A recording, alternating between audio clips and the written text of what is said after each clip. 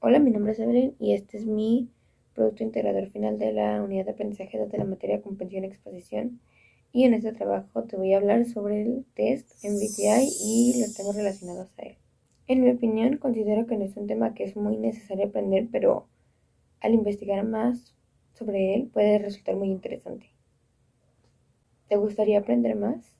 Ya muy conocido test inició con la teoría de Jung y Jung decía que las diferencias en comportamiento las cuales resultan tan evidentes a primera vista son el resultado de preferencias relacionadas con las funciones básicas de nuestras personalidades y realizan a lo largo de la vida. Estas preferencias se forman tempranamente y así formando así la base de nuestras personalidades.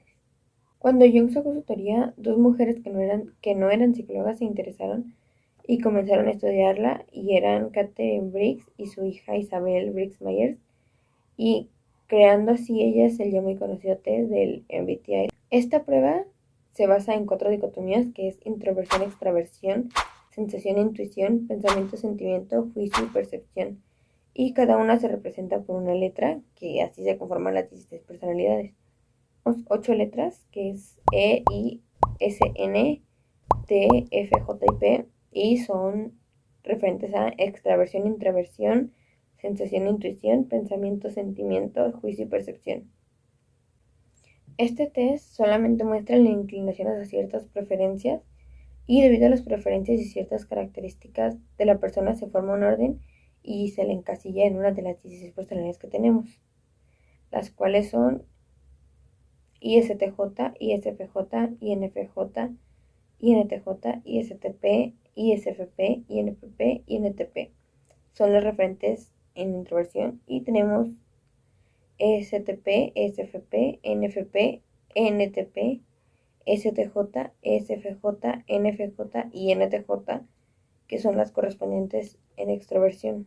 Y de acuerdo a estas 4 funciones o dicotomías se forman otras 8 posibilidades llamadas las que son las funciones cognitivas y son NENI, CECI, FEFI y TETI. En los tipos de personalidad hay un orden de preferencia y se suelen usar 4 de las funciones en orden diferente para cada una.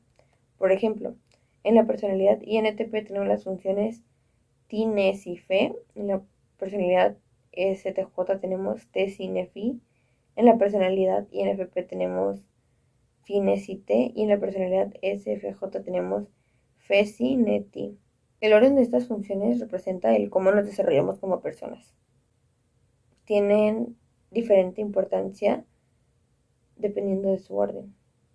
La primera de este orden es la función dominante, la cual es con la que operamos normalmente y con la que nos sentimos más cómodos, y cuando buscamos resolver un problema es la primera que usamos.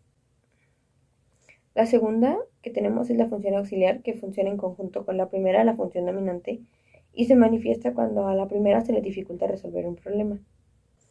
La tercera que tenemos es la función terciaria y es opuesta a la auxiliar y generalmente funciona como un apoyo a esta y se manifiesta en caso de que las dos primeras no puedan resolver el problema.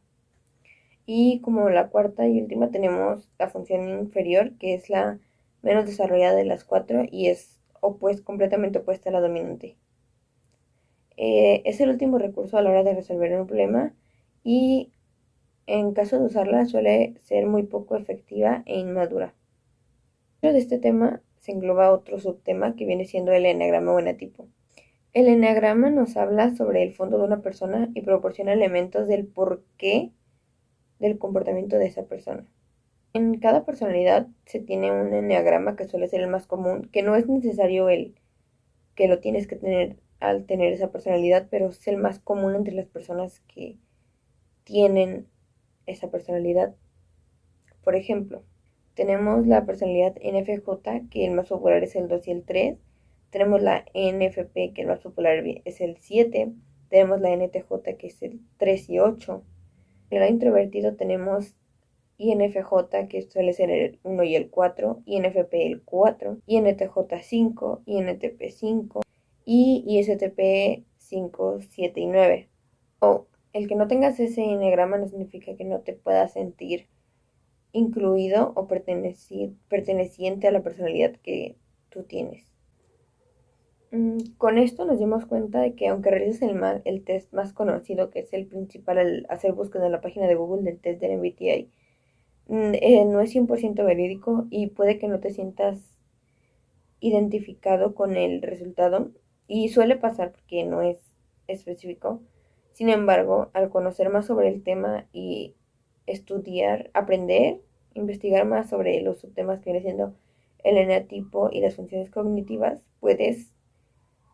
aprend puedes sentirte más incluido, inclinado hacia una personalidad sin necesidad de que sea la que te sale en el primer test. Una vez dicho esto, me despido y muchas gracias por haber visto el video.